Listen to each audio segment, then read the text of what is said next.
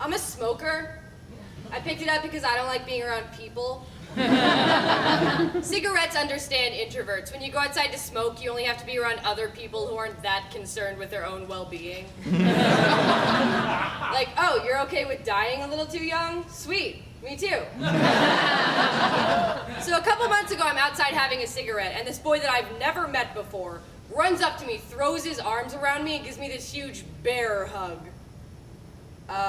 Excuse me, unfamiliar human. What on earth lets you think you have permission to touch my body? Also, I was holding a lit cigarette. So in addition to not understanding the rules of social interaction, he obviously also didn't understand the rules of fire. He justified his actions by saying January 21st is National Hug a Stranger Day. I'm sorry, what? Are we just making up invasive holidays now? If so, it just so happens that National Hug a Stranger Day coincides with National Kick a Stranger in the Balls Day. He went on to explain that the holiday originated under the assumption that American society is embarrassed to show feelings in public, and hoped this day would change that. However, according to Slate magazine of September 30th, 2013, in theory, a hug sounds nice. In reality, it can turn even the simplest hello into a logistical nightmare. We live in a society where it's assumed that physical acts of intimacy are always welcomed, and we need to stop. So today, let's look at the problems, causes, and solutions to our dangerous assumptions. Because, what's that famous saying about people who assume things? Oh. Don't assume things. It makes you look like a dick.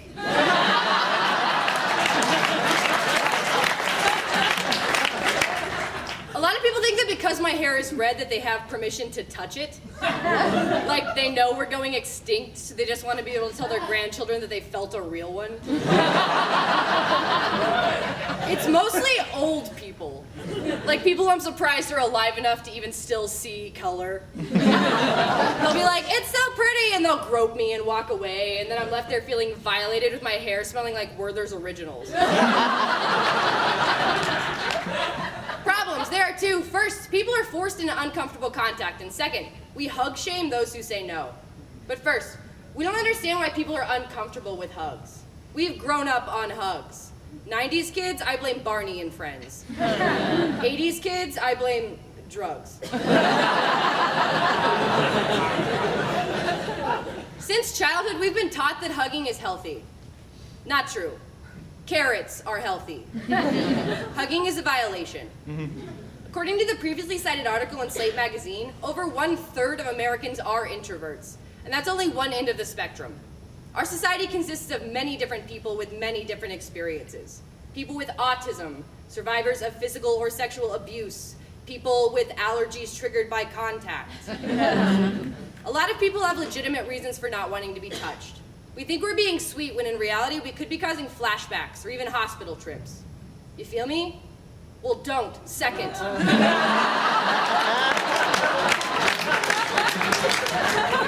We judge those who express a need or desire to not be touched, or hug shaming, as I've coined it. We struggle so much with accepting no for an answer that we think those who deny our affection have something wrong with them, and that behavior needs to be corrected. The Daily Mail of January 1st, 2014 even goes as far as to suggest cuddle workshops as a form of therapy, which is where you pay money to lay in the floor cuddling with a stranger until you get the hang of it. It's basically prostitution, without the fun part. The speech community especially has become so desensitized to hugging strangers that that's become the social norm. And those who refuse are considered rude or unable to connect. If I had $1 for every time I got in trouble at a speech tournament for asking someone not to touch me, I'd have like $4. There are a lot of situations where hugging is acceptable. Winning Methyl 3 isn't one of them.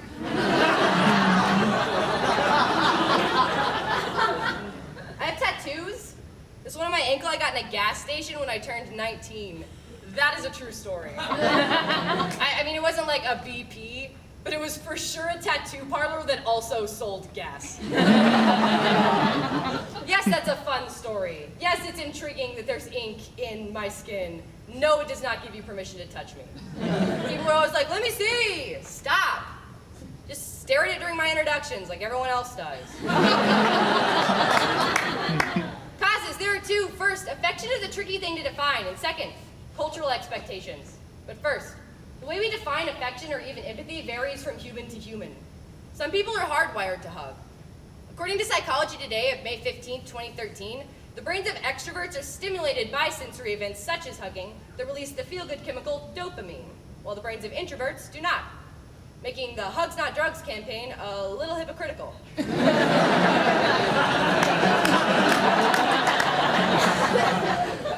Extroverts assume that because hugging makes them feel good, that it makes everyone feel good, when that's just not the case. These differences and preferences on physical contact make it hard for us to be on the same page. It's like that book Dr. Seuss wrote about, what are they called? Those like naked meerkat things with the stars on their bellies. It's ultimately a social commentary on anti-Semitism, but for children. It doesn't matter. Even though these gestures may come from a genuinely good place, the effects can still be harmful. Which leads us to our second cause, cultural expectations. Since childhood, we've been expected to hug. You shove a kid off the slide, you have to apologize and hug to make up. Basically, we've been taught to equate hugging with problem solving. But it turns out that's just Americans being lazy.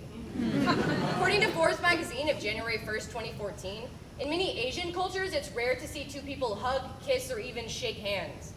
Instead, they express their emotions through actions or deeds. If you do something wrong, you can't just hug and make up. You have to do something to make it better. Like, I'm sorry that I pushed you off the slide. Here is a coupon to the Dairy Queen. Enjoy your dilly bar. We've been raised in a society where hugging is expected. We hug all the time, and it's awful. Sneeches! They're called sneeches, those things with the stars. It doesn't matter. Have you heard about the Yellow Dog Project? The Facebook is all about it. Basically, owners of jumpy dogs will tie a yellow ribbon around their pet's leash, and it tells the public, like, hey, don't touch that dog. And everyone is like, oh, okay, I won't touch that dog. What the hell? I spent the last 24 years of my life telling people over and over again, I don't like being touched, and dogs get their own movement. That's messed up. I've bitten way more people than my dog has.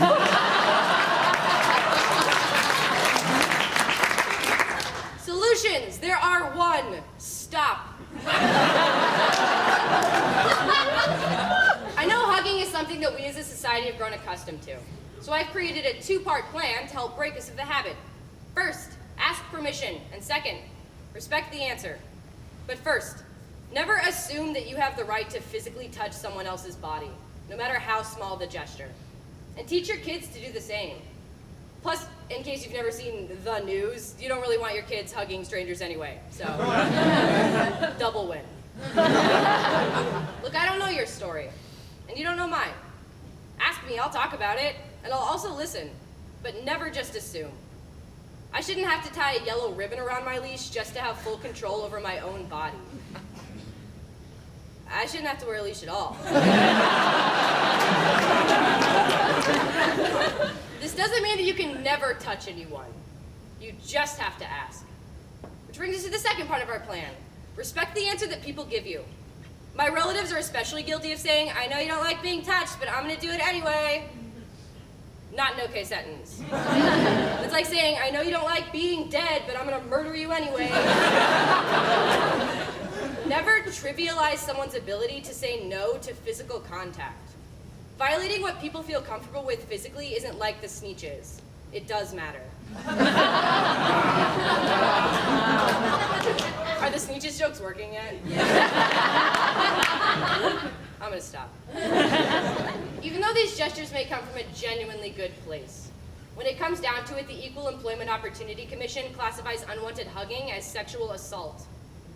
If somebody asks to not be touched, don't try to persuade them to change their mind.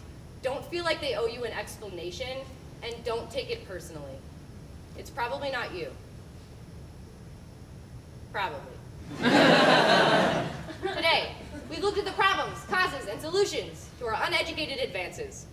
Hug a Stranger Day is a stupid holiday. So I've created my own holiday. It's called National Keep Your Hands to Yourself Day, and it takes place 365 days a year. You can even get out of school for it if your financial aid falls through.